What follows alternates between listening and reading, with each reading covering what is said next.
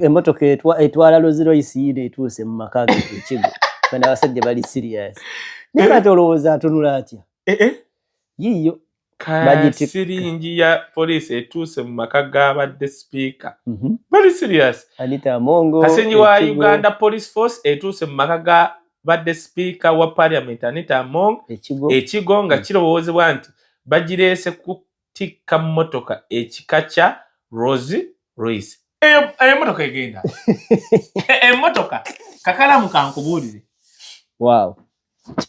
Naera ba maka omukazi ne bannangu musakazi atubye gyetukkirize. People die is the daba ya maka ne baba za maka zokka ne simanyo bazino zinaggwa kati. Omukazi abadde atubye daba zino situlango omuntu abadde asitu kati va kwezo aina amayumba UK ge yeegana aina agali Dubai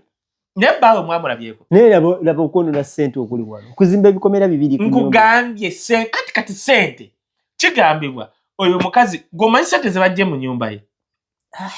sente babadde batuuka nga tebasobola ziteeka mu maka mu banka bali abasajja badde ATM machine ne bazimba amaka kati ng'olaba omusajja azimbye amaka galinga woteri ye tazimbye woteri azimbye banka ga sente ziri omwo ziri ku mwaliro nga mulamba ng'ateekamu zi ATM machine nga bakumawo na maje ng'asulamu naye nga sente bazipanga buli bakola ekintu nga bank nga vault nga tezisobola kukaddibwa nga ziri omwo nga si sente za Uganda zokka za America ziri omwo ng'akola bukozi bwati najja ku ATM nga gw'onojja najjayo n'agenda chovola balina akayumba agatategerekeka n'ogamba omusajja alina abaana basatu guno oguyumba gwaki baterekamu ssente tekikwewunsanga ennyumba ya Anita eri mu kyalo erimu zi ATM machine ng'ezo nga nnya nga biri ebisenge yabikola nga voluti. Wow. Bamukosezza n'aleeta etteeka lya sovereignty bill. Mulimu akantu akagamba bw'ofuna ssente esukka miliyoni 4 omwaka olina okusooka okunnyonnyola gavumenti gy'ozijje na buli kimu. Ne bamukozesera n'aliyisa n'avuma buli kimu n'ategeera nti nkoledde Museveni. Nkiddamu mumpulirize. Museveni alinga muvubuka atakuta sex. Museveni takuta sex wekijja nga to use people. To use people. Kati nze ngenda kusekerera mwenna bagenda okuwa minister. Abaganda vuma abaganda nga Anita we yagamba mbu make sure those Bagandas don't get the vote. Ngenda kugamba muyigire ku Anita Amongo nti Museveni akutta Anita Amongo mu myaka egyo n'amunyiga n'amusqueezinga n'amukamula n'amuteeka wali buli minister kati na buli muntu yenna wenaremu agenda okuvayo asiriwale ono nammere mumuleke yeba kyasisirizaako ku sikati ne kabina ke muleke banamugayagane bamukowa twali tubadde n'abakabina kakala muze manyiko omuntu yalina akabina kanene bwe kati ngaliwo gwamutambulizaako we bati ng'alina munaaza bunaaza omukulu waabamuyeyeza nga bamunaaza ennaku ng'ezo ono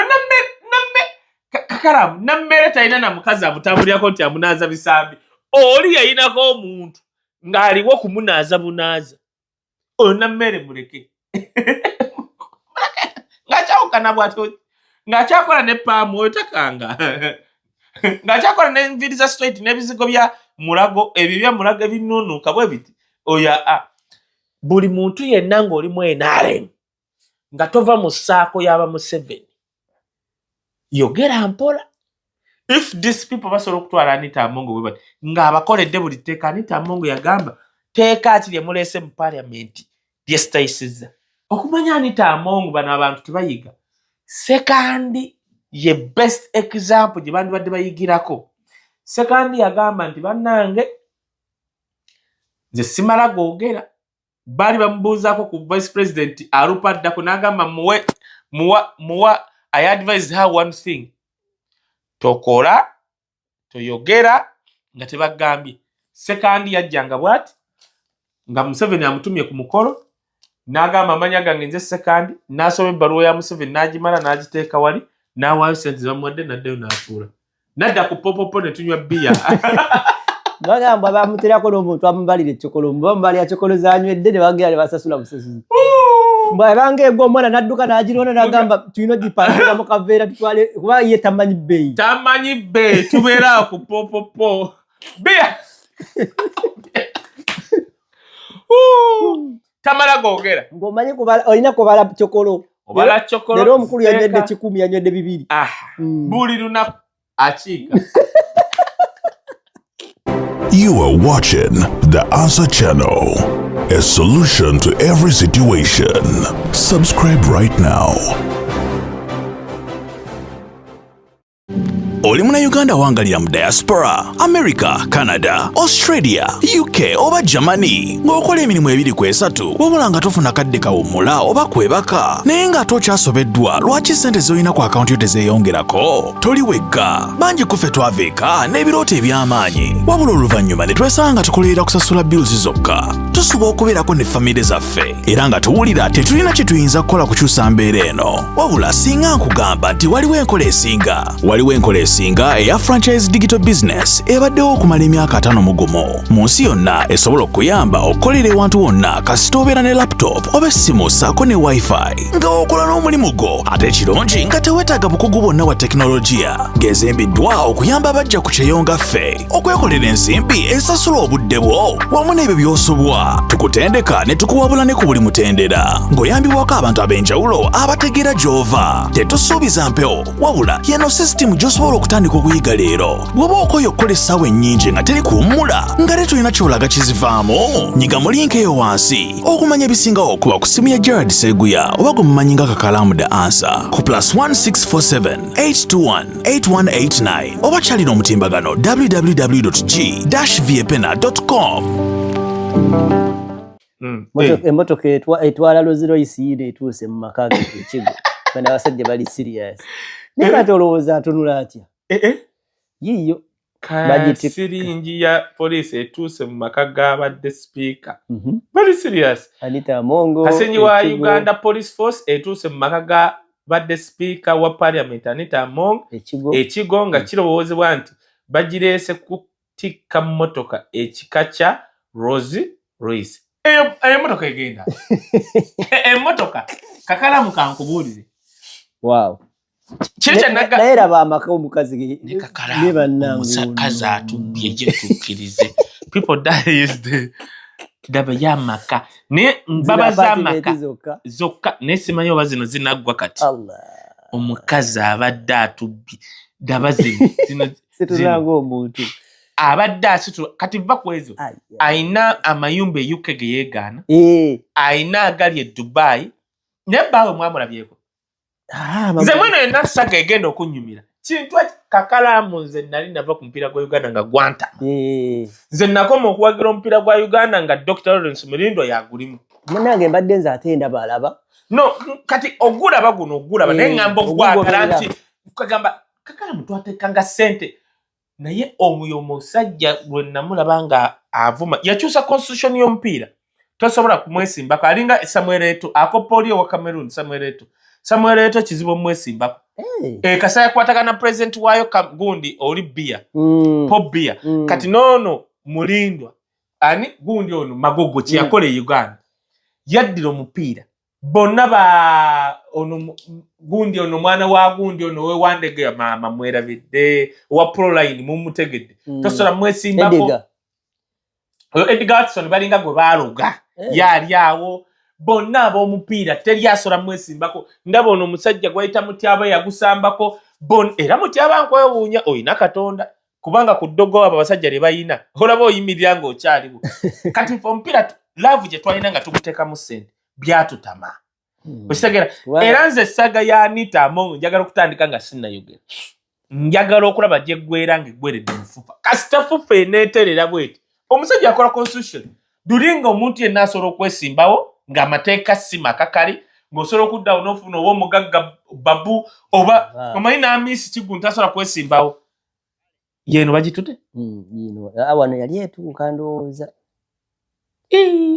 omukazi yakola gana amaka ganneewunyisiza ekkololo nga wano waliwo ko poliisi yazze n'esiba eno kumbe geeti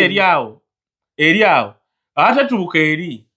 omukazi yazimba geeti 2 yazimba 2 naye ng'eri eringa kisenge kati nga mwewuddaawo nga mugezi ng'amanyi we munaasobola okuddawo mukwata wali aba ayiseemu.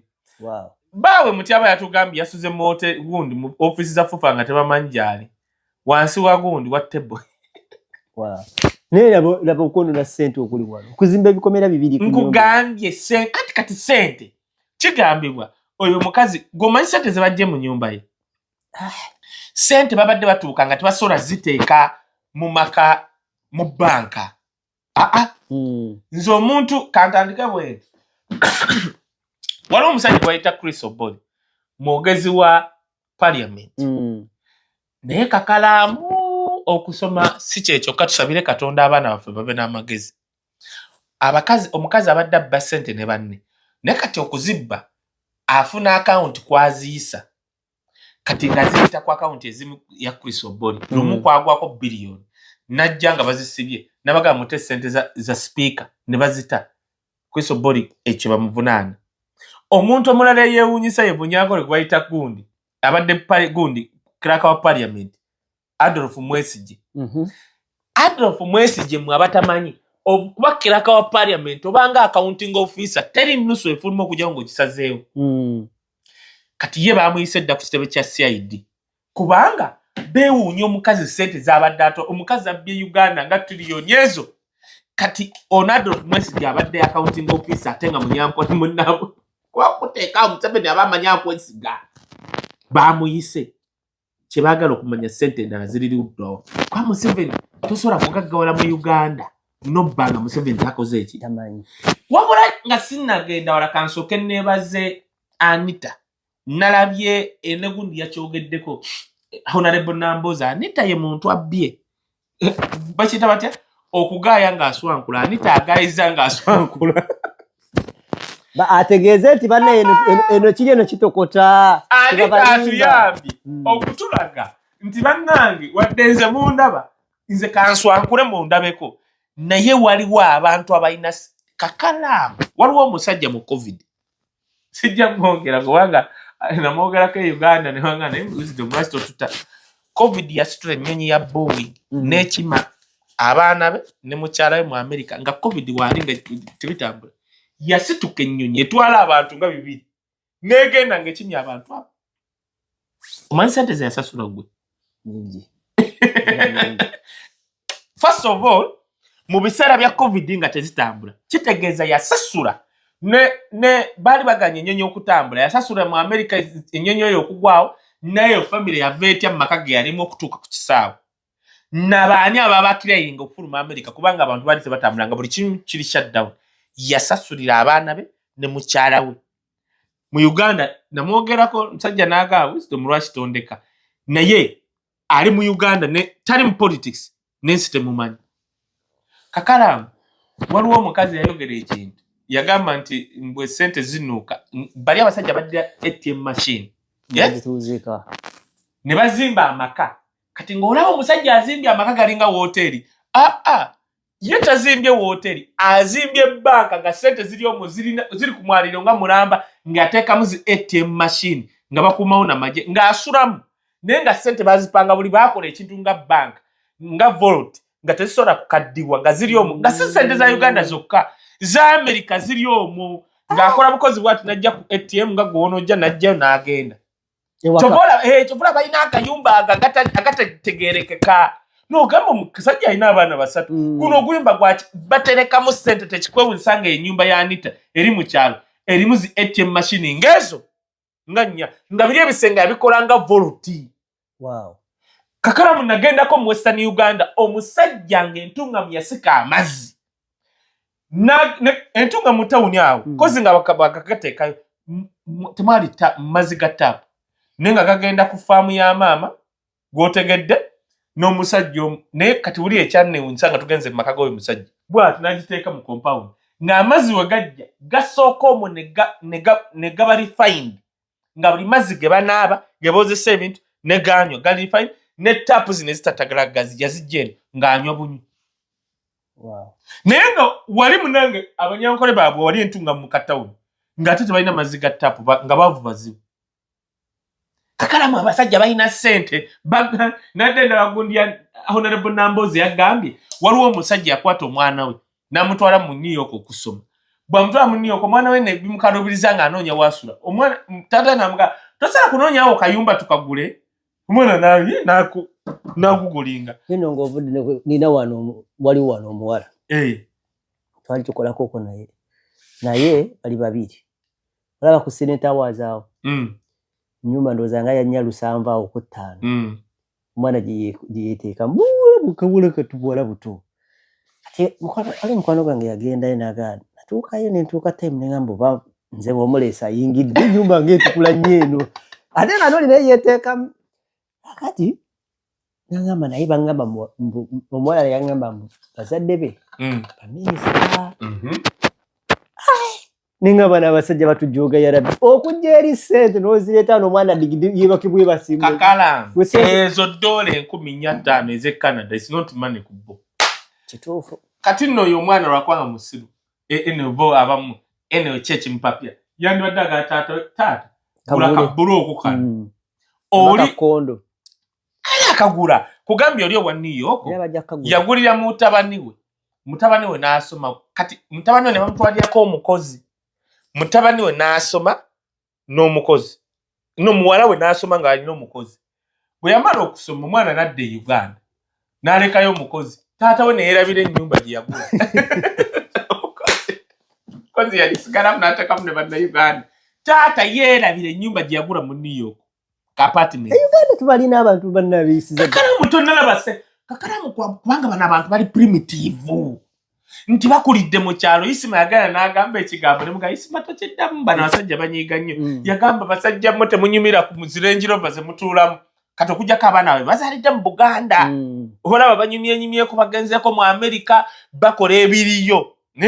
naye kati bo baali tebanyumira bonna balina envunza bali awo bakulya mu nvunza bakula ku gundi bwe bityo kati now abantu bano kubanga bakulira mu bunaku bw'amaanyi bwe bafuna ssente baziteeka mu bibira ate kati bageziwala biri ebibeera bya Bank of Uganda nti ne waasema ekinya zibeerayo n'asigala ng'ali mu kyalo ng'ennyumba eri nnomu ono Anita yatulazi yaswankudde n'atulaga bannaye ekiri eno kika gw'omanyi nti Anita si y'omu ku bantu abagagga mu Uganda naye mugagga nti kuffe mugagga kubali ababbye Uganda batulaba naga ono kikyaliko kuba kati Anita omulaba ezo apartment ze tuwaana kakalamu njagala ogende ku Lugogo bypass waliwo ewantu mwabamanyi ku opposite South African Embassy omusajja azimba apartment ziringa hotel olinga atuuka Egypt amadala gokka ogambuka gokka galinganga level nga yakuna ogakula bulungi nabuuza gundi eno yani ya muntu ya government beguziza poroti omonna beguziza era bazimbyemu gwe tosobola kituufu kati zino bu apartment bwe tulaba bwanita kufa abanaku mugagga kubali abasajja kati olaba lwaki omanye ettaka mu Uganda lya bbeeyi bwe babbye nnyo babateekako sanction tebakyasobola fulumya ssente kati bagula amataka kyova olaba ogende wammwe poroti gye mwagulanga miliyoni 2 eri ku miliyoni 7 oba 10 ekigamba keizi nemugaba muganda wa waffe empambire tetukyagula naguzaako eka nfune ku bantu abaninaana ku lusozi eka gye naguza omusajja miliyoni 25 miliyoni 10 sofa kati era bagula balwana 10 ono gundi yagaggawala ono omusajja yali akola ku soluti najja ku simenye wa BBS yagula gundi nagisalamu bu poloti yaguliza ba Dubai oba 10 era yaleseyo ghetto ewaffe ku lusozi yagaggawala ku ekeji fengara era nenga musibeyo ewange era nejisanaga banaye kati nali njagala abantu bajjeko ko nga nze ndiyo Council yampa oluguudo kayi Wisdom Road ku lusozi nenga sirabayo bantu nentundako nenjira Lugonvu nafunako eka n'ateekayo ghetto y'abasimanyi Dubai biki byonna yagiyiweeyo yeye kaleseyo ghetto naye ngenda kugamba nze nga simanyi kati abasajja bafunye ssente banoonya gye bagula kati kyebakola anti-money laundering bongeze ettaka ebbeeyi ate nga bo ssente bazirina nga gwe okuligula nga at least babeera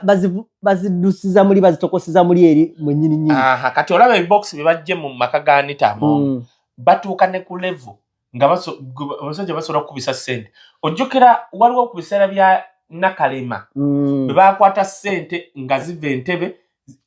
nti Bank of Uganda tetwekolera sente twakyagala nnyo naye okontrolinga zino World Bank tunazikubira mu France. Kakati kumbe waliwo abantu abamu tugenda okukuba katugaye nga tuliyoni emu waliwo tuliyoni ejjanga kuliko abakungu. Kakati Nakalema yagenda nakwata sente nga tategedde kumbe za abakungu awo ziyitawo kati bali mu money laundering bwe batyo. Osegera kati gwe kikwewuunyisa just mu nnyumba ekkololo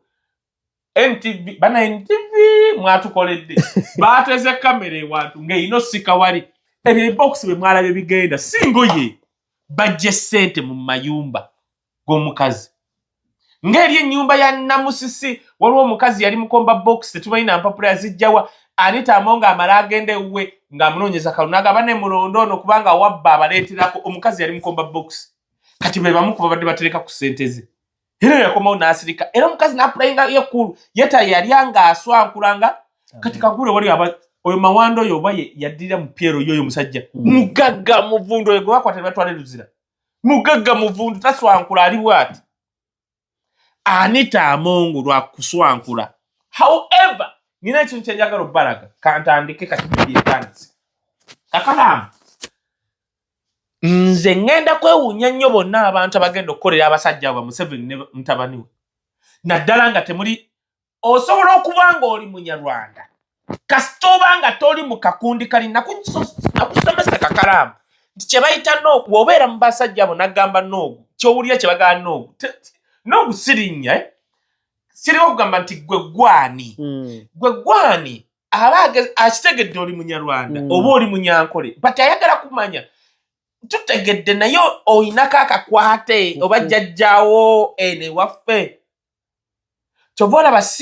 najja ku media ne ngamba abantu si buli Munyankole bannange nti nno mugagga nti abbye Banyankole bangi bali eyo babonabona mowa okusinga n'Abaganda era twakyusa narrative noli omusajja yafe yali jjajja Nuupu abantu kye baali tebamanyi nti nga yagamba bugabi bann'Abanyarwanda bann'Abanyankole batubbye no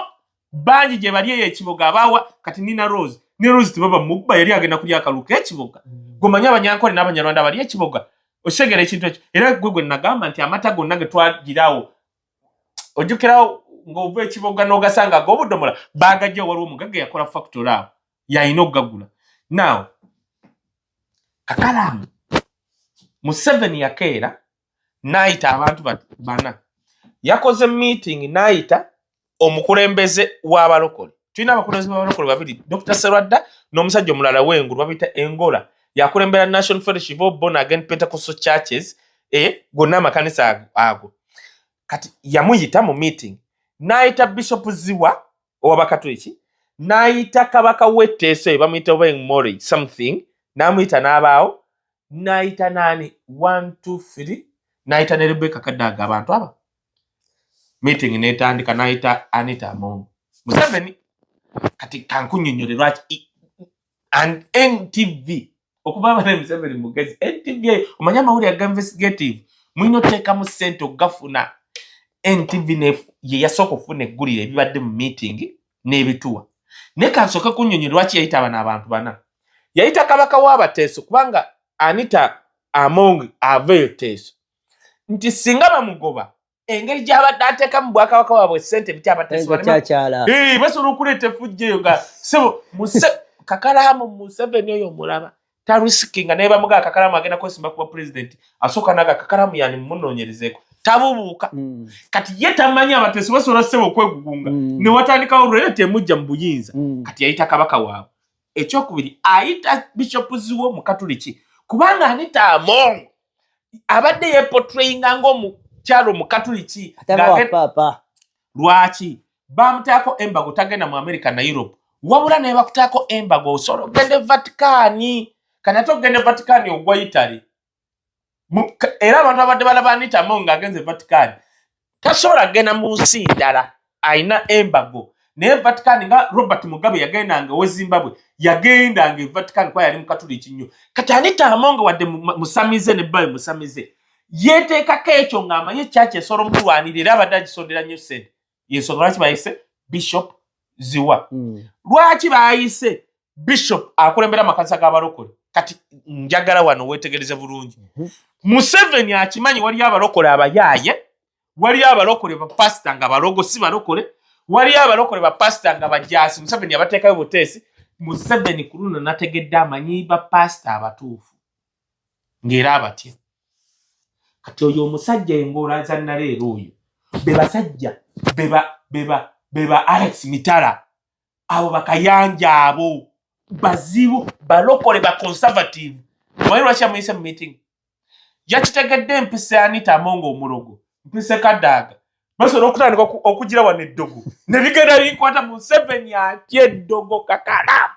okikana gamba nti nno nze nali musatawusi nga buli muntu ayina irizi nga baga yayiwayiwe maana tusangaira okwejjali nenge babuuka bati balina irizi naye nga bali mu kutendeeza Mukama nentegera bano bye baliko bifu kati Museveni atya nnyo eddogo yategedde nti mpita Anita Amongo mulogo ne Rebecca agenda kuba wano mulogo kati basobola okwekyanga buli omu n'akola vudu bwati ne linkwata naga kampite pastor abalokole gwe mmanyi atali muyaaye kubanga andibadde ayita bujingo kubanga yayisooli ng'akimanyi ono omusajja mumanyi agoba emizimu oyo omusajja oyo omulugwana akulembera amakanisa g'abalokole kwe kubeerawo nosomulugwana w'engulu eyo okitegera kye nkugamba kati singa wabaddewo sikafo y'obusamize kubanga Anita asobola okujjayo irizi n'agikuba Museveni n'akala kati Museveni mu butiitizibwe kwe kuyita pastor w'abalokole atali bujingo omuyaaye yandibadde ayita Kakande naye amanyi Kakande bino tabisobola yayise oyo omusajja akulembera amakanisa ga National Fellowship of Born Again Pentecostal Church abo be balokole ba conservative muganda wange bwakuteekera bibi ku ttaka Katonda ka n'agamba jangu sebo era yabadde amutudde kumpi wano tising oli basobola omugoba n'akanyugira Museveni irizi Museveni n'akala nafuuka ekibumbe kakala otegera kubanga abantu bonna babadde beebuuza mu meeting eno ono musajja yavudde wanga tetumumanyi ekyamulese kwata ddogo ayise abantu babiri abalogo Anita ne Rebecca Kadaga era mu mbozi ey'abalogo byabaddemu amalogo njejja byabaddemu era babyerangidde kati Museveni okutyakwe bano kubanga abamanyi Museveni asobola okufuukamu ekibumba kati ye kwe kuyita gwamanyi kubanga akimanyi Kakande muyaaye w'amazzi tabisobola n'ayita osegedde kati ekyo ayasembyeyo Kadaga Kakalaamu nze era neewuunya Abaganda Kakalaamu omuntu alyesiga ba Museveni oyo amanyi gye yava nkiddamu kati mumpulirize bino byenjogera byange si bya Kakalaamu mumpulirize bannayuganda Museveni yabonaabona Museveni yabeerako mu refugee camp Museveni yamanyi gye baamuzaalira yamanyi maama we ne taata we gye baava nkiddamu ffenna twali tubaddeko ba refugee naye okuba refugee mwezi n'ensi bakusuza mu hoteri Museveni baasulanga mu tent amanyi obwavu obunaku ne gye yava era kati actually kano kankogere walerera manga ayogera kali akantu omuvubuka wa TikTok ngayogera akantu ng'akayisima keyagambye mbu tujja bata tukola ki kirabye ekivubuka ekyo kine kye kinoonya kotofa era nasonde bwendenga kati lengera empuuta n'embaata ngali mugamba abantu tujja bata who's that omanyi oyo omuvubuka atenkana na kota ya Isima naawe oyogera olina bululu ki kwa Isima yayogeranga bwati Isima akola vidiyo eyo negenda world over kana nalyo lyetaddeyo era yamutira ebintu bingi after Kakalaamu nali ne Isima nangamba wisdom nejjusa ebintu bisatu bye nali nkoze nejjusa vidiyo gye nakola nengamba abantu tujja battanga nyambadde uniform ye nale nejjusa vidiyo gye nakola ku Solomon wali onzitidde emiguwa endaloba yangamba eruwa naye ng'olaba akyogeza pain ku vidiyo eyo gye yakola kuba yamufiriza ebintu bingi osegera ekintu ekyo kati Kakalaamu wulira ekyabadde mu meeting Museveni okuddira Kadaga omuyita Kakalaamu Museveni tasobola kutta okujjako ng'akuyonseemu konna kasupu woba kikajjo ng'akikanyuze wali ng'osigazza kigundi kikuta badde Anita Amongo ne bamukola akantu abatugobera mu mpulirize baamukosezza n'aleeta etteeka lya sovereignty bill mulimu akantu akagamba bw'ofuna ssente esukka miliyoni 4 omwaka olina okusooka okunnyonnyola gavumenti gy'ozijje na buli kimu ne bamukozesera n'aliyisa n'avuma buli kimu n'ategeera nti nkoledde Museveni. Nkiddamu mumpulirize. Museveni alinga muvubuka atakuta sex. Museveni takuta sex wekijjanga to use people. To use people. Kati nze ngenda kusekerera mwenna bagenda okuwa minister. Abagenda vuma abaganda nga Anita we yagamba mbu make sure those Bagandas don't get the vote. Ngenda kugamba muyigire ku Anita Among. Nti Museveni akuta Anita Among mu myaka egyo.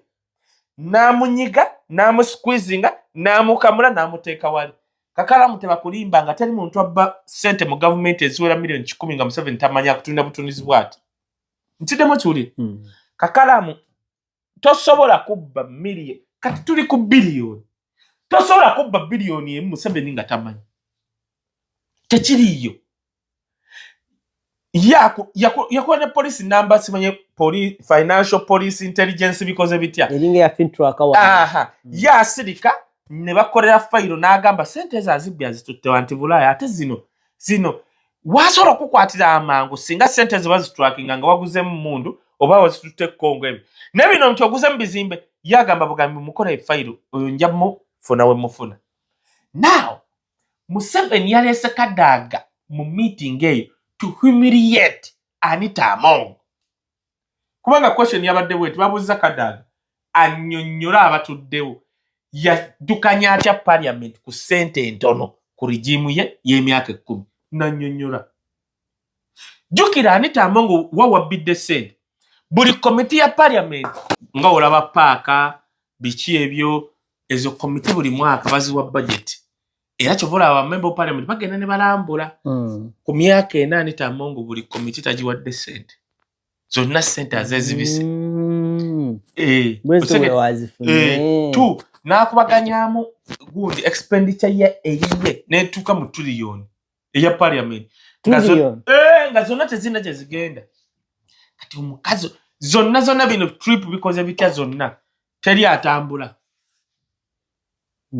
Bwakoze obugagga naddira kino buli bagagga bano basudiru bandi babeerako bibagala okuyisawo bitya diru zijjawo wa speaker sente ziyikanga mazzi okabula akantu ako kakati Rebecca Kadaga najja nannyonnyola bwe yamaze okunnyonnyola ne bagamba nti olina kyoyogerako n'agamba oyo mukazi talina kyanjagaliza yandoga kinona kati Rebecca Kadaga yete yegana nko bulogo era yagamba bano dini yafe yakona nakino kibayigirize Museveni okumanya ajoga tosobola kuddira exiwo kubanga okuleeta Rebecca Kadaga alinga exiwo Anita nga exiwo yalina okulumiriza yamulaze nti you are nothing naye okujjako kakalamu abantu tebeerabira era kakalamu olaba ng'omuntu kye nabudde nammeere nti asemberedde ku Museveni n'avuma buli muntu you don't learn. Bwaba Museveni yakwata Kayihura bwati n'amuteeka n'umukomera ku maanyi getwala Kayihura alina ne budget ate teyakoma ku Kayihura yekka n'abaali bamulinaanye bakitatta kakalamu kitata yalina ekkomera eriri awerubaga n'abalaga nti you are nothing n'abateeka wali ku ttaka n'akwata battumukunde batenyefunza baani kati wakwata kumwe abalimu olugandaganda kati Anita Among who knew in the period of 4 years asobola okukuba Anita n'amuteeka wali Tayebwa ye tebamunyega Tayebwa asobola okuwona lwa kintu ekisooka ava waabwe ekyokubiri Tayebwa yagenda n'akola ensobi ye yalowooza nti Anita Among bwabba kastabba ampaako bonna abo bonna Tayebwa yali mu FDC nono nga muvubuka nga ddi actually yali nze okumanya Tayebwa yali asuubula Sudan nga nze ntwalayo mazzi na magi ng'ali mu FDC nno nga musuubuzi kati Tayebwa engeri gye yali nga si mugagga mwavu munnaffe kati ye asobola okuba ng'agamba omukazi oli kasita mpaako ye kaatambuliraawo n'amatira so singa Tayebwa yaliko oyo mukazi n'agende wa muhoozi n'atandika omugamba nno bannaye njagala nfuuka informant kono muki omukazi teyakikola kivula bamuteekako kabanda. Ekyokubiri Anita Among yagenda n'asiriwala mu bintu nga 3 yalowooza okukozesa babbuloga nti kikola no olina kufuna bantu bali mu intelligence mu bitongole be balina okulabula nti wano nno waliwo information ali wano kati Anita abadde n'abantu kyobola be bamuwaana ku mitimbagano ne Tayebwa olaba omusajja wo Kabanda goroza lwaki Anita abadde agenda ngewa papa agenda ne Kabanda goroza mirundi n'emirundi yamutwale Vatican Magogo taliiwo nga wagende Bulaaya abeera ne Kabanda era ze video zigenda nga Kabanda yalanga yakola ki yamukwata mu kiwato lwaki si Magogo buli video erimu Kabanda si Magogo campaign Kabanda yakwata mu kiwato kya Anita ngenda kugamba wali olabyeko Bambega mukazi wo wafuuka nga Mbega mutalaki anti wagenda bwatofuuka Mbega ne watuukayo ne bamukwanirayo ayina okugutuukiriza Kabanda video ezijja waliwo webalaze Kabanda nga atunako ne ku bbina lya Anita Among nga yatambula naye we bagula engoye we bakola ki bali kyenkugaa nti Kabanda temwalaba Kabanda for the last 7 years Kabanda yali liddawa nga n'embwa temulya kati omugamba nti mission yino gubeera informant n'agukola bulungi nnyo nti Kabanda ya winninga trust ya Anita Among naba ng'asobola mubalira kumbe yamubega bubezi balaba maanyi ge gali liddawa kyova batuuse okuyola Anita Among bamuyoddenga kikoko kizungu talina kuba bakwetwa ne bagamba asobola kukubira ani essimu kikyasobola okukolawo singa tumukwata omuyi baliddewo Anita Among nga tebalina nekibalaliikirira Kayihura baayiwa amagye ekibuga Kiramba Anita tebalina kyebakoze nti tubadde tulaba nti w'amaanyi naye nga nothing bakwetololwa dda kati Anita wrongly adiringa n'abasajja ab'emmundu abalina military intelligence naye nga ye alina babuloga intelligence alina Nammere alina Junior we bakutta Anita Junior n'amwegaana oba otya ng'olwana ne Museveni nga gw'olina commander number 1 ye Nammere number 2 ye Junior Tamale Junior obako ekikyamu ku mutwe otegete kyemugambye nti tabadde na mirandira mu gavumenti tu bano abasajja ng'oyagala obbere obenga ono wa katolaba ya Uganda Airline tebakulimba Museveni yamuleeta musasuliraawo oyo mukazi Jozi simanyi mikoze bityo oyo singa yajja nabbase sente ze yabba mu Uganda Airline Museveni singa yamukwata namutwala Luzira oluzira kitali Luzira munnaabwe kino nkiddamu buli kitongole kyolaba mu Uganda kyebaggalawo nga mwalimu omuntu akikulembera nga tribe ya Museveni baali bamuleeta kubba bwe yamala okubba nakkuta ne bamugjawo ne babiggalawo Anita Among yerabira nti muteeso bano abantu alina kuba kabalaza ng'omeketa magumba otegede Kakalamu abantu babiri babbye Anita Among abbye parliament n'oli omukazi abbye Uganda Airline ogituusa ku ttaka omukazi kati tetumayina waali tebamukwatako tebalina gye bamutwala wadde ku poliisi Anita Among netayebwa naye kati tayebwa tebanamunyegako kigambo neki nakimu yo already ali safe nekino ekya Adolf Mwesigye town gundi abadde kiraka parliament bino byomugambo genda ekibuli kutuusa mukolo kubikkabikkako kubanga sente yayino zisayininga tebasobola wadde mune ya kigambo neki byonna bigenda kugenda ku muteeso kubanga abantu beerabira aba tribe endala bwe bakolera Museveni balowooza nti ofuuse wa famire ya Museveni nedda naye ate oyogedda Museveni engeri gye yabazeemu n'aleeta ne kabaka w'etteeso n'amuleeta naye abeerewo kabaka w'etteeso abeerewo abateeso baleme ate kabaka w'etteeso alabika yavuddawo nga bamunyizeemu biliyoni ng'egi agenda okuddayo nga n'abakuŋŋaanya ebyo abataka b'ekika n'asooka bagulira amalweyi bonna ne bakuŋŋaana ne banywa amalwa n'abagamba temufaayo bagenda tuwa ekifo kya minisita n'amala abakatuliki ne babannyonnyola because it would have been a scuffle. Museveni does not take a risk. Semuju yatugamba ekintu. Museveni musajja mugazi wa ttima butima. Yendi badayita Among nga tayise bishop w'abakatuliki. So what? Na yamuyita kubanga tamanya asobola kunyiza abakatuliki ne bakola ekintu. Tamanyi kye basobola kukola. Museveni musajja mugazi wa ttima butima. Kyovola oba odiringa ne mutabani we. Semuju yatugamba nti musiru ate wa ttima yakuyola buyozi nga bayodde Nammere. Yetafaayo kiddako gomanyi tibakubyawo abantu amasasi Kakalamu okumanya eri eggwangafu ate ne bamanyi bakomyawo omuntu enke Kakalamu mujja mutya okukwata omuntu ne mwekuba amasasi mufo ky'okwogera ne security gye mumusanze kwa security eyo yammwe mutwale omuntu because they are arrogant nze neewuunya mu baasomera Sandhurst kyobola bangugambye ddayo olabe ne Sandhurst waliyo abasemba bandibadde bagamba bali oba ne babakubira amasimu nti oyo numuteeka ntugenda mumukwata batuuse butuusi na Kibuli mbu basomera Sandhurst ne bayoola ne bekuba bali abasajja amasasi kati bakubye essasi gwe batutte bamaze omufingalinga bamukomezaawo omusirikale ali wali ataawo okategedde akantu ako. Ekirala kakalamu bannayuganda muyige eryo eggwanga woba ojuka kakalamu wenagamba nti Bobi Wine watafuga ggwanga lye naye atuwadde blueprint ku muntu agenda okuddawo. Anita Amongo n'abagenda okuddawo kino kibayigirize Museveni does not have friends. Okitegere kye mugamba Museveni talina mikwano ayina bantu bakozesa ssuula wali bali abantu bali mu kuzimba dynasty yaabwe bazimba bwakabaka. Museveni ng'akyalaba North Korea nti omusajja azimba obwakabaka gye buli. Museveni ng'akyalaba Cameroon nti Paul Biya gyali ng'akyalaba Museveni ng'akyalaba ekiri Equatorial Guinea nti waliwo omusajja simanyi bamuyita engwema bikoze bitya nga gyali emyaka 45. Museveni ayagala kusimba bwakabaka okkiriza gaana nti waavaawo Crown Prince omwana wajje. He doesn't care. Mwe mwenna abalinaanyawo temulina kugaggawala kusukka watategeerera, mulina kuba mu makomera, mulina kuba bakolera. That is abantu kye balina okutegeera. Buli minisita kati na buli muntu yenna w'NRM agenda okuvaayo asiriwale. Ono nammere mumuleke ye bakyasisitizaako ku sikaati ne kabina ke muleke banaamugayagaane bamukowa. Twali tubadde n'abakabina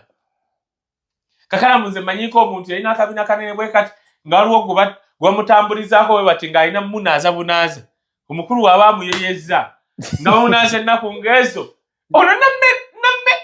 kakalamu nammere talina na mukazi amutambulirako nti amunaaza bisambi. Oli yayinako omuntu ng'aliwo kumunaaza bunaaza. Ono nammere muleke ng'akyawukana bw'atyo ng'akyakola ne paamu oyo takanga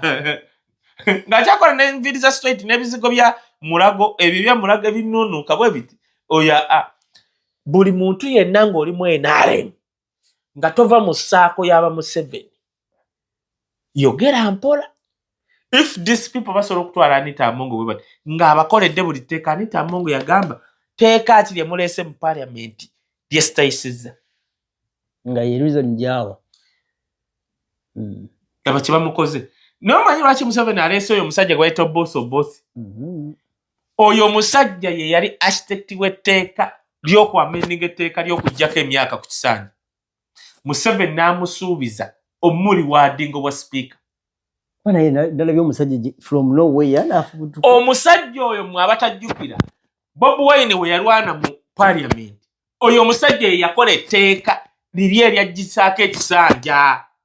Kati Museveni bw'aba akusiimye ng'akusuubiza nti ngenda kukolera kino yasuubiza omusajja oyo nti ngenda kuwa obwa speaker. Omusajja oyo ne bamugezesa bwe bamuwadde obwa minisita bwa finance tabadde nga Ssempijja obwa minisita bwa defense nti akola bye baagala alinga sekandi. Owulira kye kugamba sekandi tamala googera. Kati n'omusajja ogwo baleese kuwa speaker bamuleese bamugezesezzaako ekisooka kubanga lawyer yabeerako ne prosecutor ye yakola etteeka eryaggyako emyaka ku kisaanyi. Museveni n'amusuubiza togikwatako. Bobi Wine yalwanira ebikonde yoyo omusajja. Anita Amongo n'akozesa okujja okutwala ekifo ky'omusajja oyo. Ekyokubiri okumanya Anita Amongo bano abantu tebayiga. Sekandi ye best example gye bandibadde bayigirako. Sekandi yagamba nti bannange nze simala googera. Bali bamubuuzaako ku vice president alupaddako n'agamba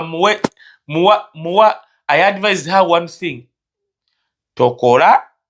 toyogera nga tebagambye. Sekandi yajjanga bw'ati nga Museveni amutumye ku mukolo n'agamba amanya gange nze Sekandi n'asoma ebbaluwa ya Museveni n'agimala n'agiteeka wali n'awaayo sente ze bamuwadde n'addayo n'atuula. Nadda ku popopo ne tunywa bbiya. Bagamba bamuterako n'omuntu amubalira ekyokolo bamubalira kyokolo zanywedde ne bagenda ne basasula busasuzi. Mbanga ego omwana n'adduka n'agirona n'agamba tulina gipanga mu kaveera tutwale kuba ye tamanyi bbeeyi tubeera ku popopo bbiya. Tamala googera ng'omanyi olina kubala kyokolo obala chokolo lero omukulu yanywedde 10 yanywedde 2 buli lunaku akiika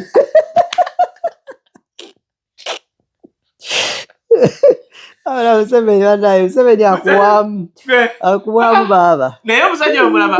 yayiga Museveni omukubanga omusajja abadde best example abadde speaker abuwadde n'akola ebya Museveni nga takoze bya Anita ate ne no vice president sebo ya soundinga kinkugambe anti Gilbert Bukenye yatuukako n'okukola emikono bw'ati nga Museveni bw'aba ayogera akola bw'ati nga Museveni kyanaga oyo abadde kijole kiki bakuba Gilbert Bukenye n'agendako eruzira sekandi tamala googera yabeera kwega isi mugagga naye teyabba nga bano kwaba kubuuza ssente ozitwala wa Kakalamu bannayuganda mbadde mbasaba budde ekirala Kakalamu ojuka kye nagamba abantu nti abantu bano bajja kwekuba amasasi Kakalamu kankubuulire gavumenti eyo giraba olanga bamanyi kati waliwo abamagye abalaba n'abali mu bifo nti bano abasajja basobola okujjawo ne bakuvuunika bati Kakalamu ngenda kugamba yo gavumenti egira ya Museveni tuli batutudde bwe buti just time bagenda kwekuba amasasi nga tutunda tuti olumva nga wetwadde tunyimirwa nga bakwata Nammere bali wewe bati Anita bakola bati tuli babwe tuti nga beekuba bokka amasasi bwe bamala okwetta nga beekubya tulyoke tujje Katonda aleeta omuntu gwe yagamba kubanga ati kati tabayo yagamba okwagala ebintu teriyo muntu ali ate kati amaje tribe yabwe yokka of course high command bewo ka tribe yabwe abajja Rwanda basimanyi be bali kwa high command however wajja kuwaayo time eyo time teri wala bajja kwekuba bokka but first of all ekisooka sente tebakyazibakkiriza kuzitwala Bulaaya zirina kubaawo kati naye babba zirina kubeerawo bwe bakola balina kubeerawo babagana okutambula n'abamu batyayo mu nsi ezimu okiwulira ekintu ekyo bagenda kutuuka Kakalamu abantu abo beekuba amasasi it's just a time nedooza basobola bikole South Africa Sudan kuba Museveni naye akontrolinga Kenya Burundi basobola okugulayo ebintu by'obugagga andi kakati bw'ogula ennyo mu nsi z'abaddugavu ezo ziraba era nabo baggayi tebabitwala Gaddafi era yalinako ebintu mu nsi za Africa yalinako kiri nti obakutayako embago toba sure ate ne bana abazungu bakutayako embago bamanya nti olina obwebugagga bwe biti mu Kenya bw'oba okolagana ne Ruto bwe bajjayo batyo bijja kubasobola okujja okubikujjako nga Ruto avuddeko nga president omulala azze ne babiconfiscatinga actually basobola n'obikimanga Ruto waali nga Ruto tayagala lutalo nabo okabuli akantu ako kati Anitamo naye Kakalamu n'ekirala kye nayagadde nalabye Anita nga bamulyawo Kakalamu n'asooka nkwasaamu oba ennaku mwe abantu bano balina engeri gye bakwasaamu ennaku tebadde bamukwata balinawo ka AI ke batambuza Kakalamu va ku bya AI ebya AI eri meeting yabadde mu State House omwere kyabaddewo bagaye bamudisaayo mu mmotoka ze akyabuze Anitamo okuva mu eri meeting omwabaddemu kabaka waabwe ne Bishop Ziwa n'oli omugundi w'abalokole ne Kadaga okumujja bamutwalidde mmotoka ya CID bayirabayo Anitamo musibe bamuwadde instruction one toyogera naye bamawulire two tova mu nyumba musibe alinga Kayihura taina kuva mu nyumba paka nga balayizo boss bichi kwate bamanyi network ye yenkanawa zino sente zewalabya Nammere ne bikozo bitya Anita yabadde awadde bwine Nammere yagaggawadde Nammere bamuwadde kubira bemupi kajjukira awo sente zabadde ye controller awo kati omusara akasigiri n'okuddamu okuba kati kwe komaundo za bamutadde n'omuga agenda oddemu yogera bino katuli ko boss tuddamu okubira MP n'omu kubanga ebyaddala Anitamo kyasinga ku Kadaga mobilize kizibu yeso okulya nga Museveni akutaddeko naye Museveni kino kyengwa nti toriskinga kubanga sente zabadde azina mubukeera enkya nga buli MP Anitamo wadde $5 million n'owegera nga Anitamo ye MP okawuli akantu ako naye Anita n'amala agezaako okulemera mu lwoka naye tekisoboka kati muganda wange abasajja abagezi asobola okuva mu nnyumba nga batadde ne partition bali bonna abaana be yagaana okwesimbawo nga bamaze okujja okitegeera ne bano bonna baganda be musimayi bano ba Luganda olaba naye mukazi yakola ebintu abo bonna boolaba bonna Anita she has been a very very busy week and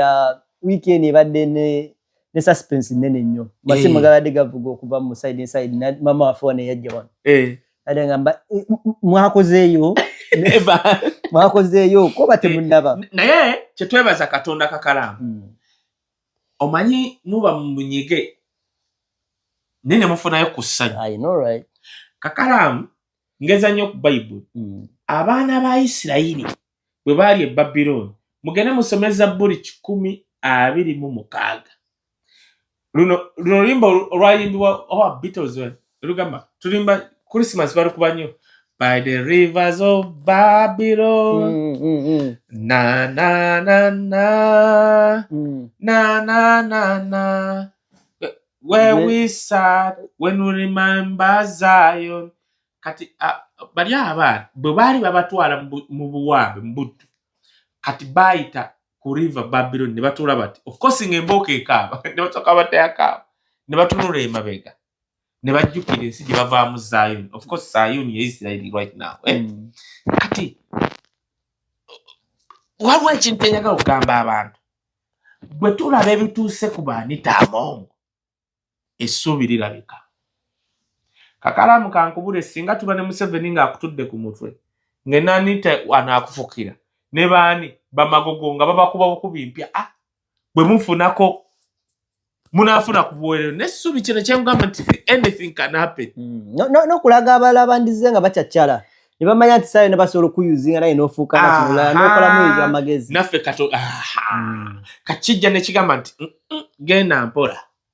okawula akantu ako nti somehow somewhere nze nkubuulira ebyaddala olaba kakati omanyi kati Museveni atufuze twerabe n'okola tusobola okulowooza nti nno tafa naye obeera awo n'olaba nti nno waliwo obagaye nti mulwadde ogambe era kale katulinde tulabe akumata kumira babaye bye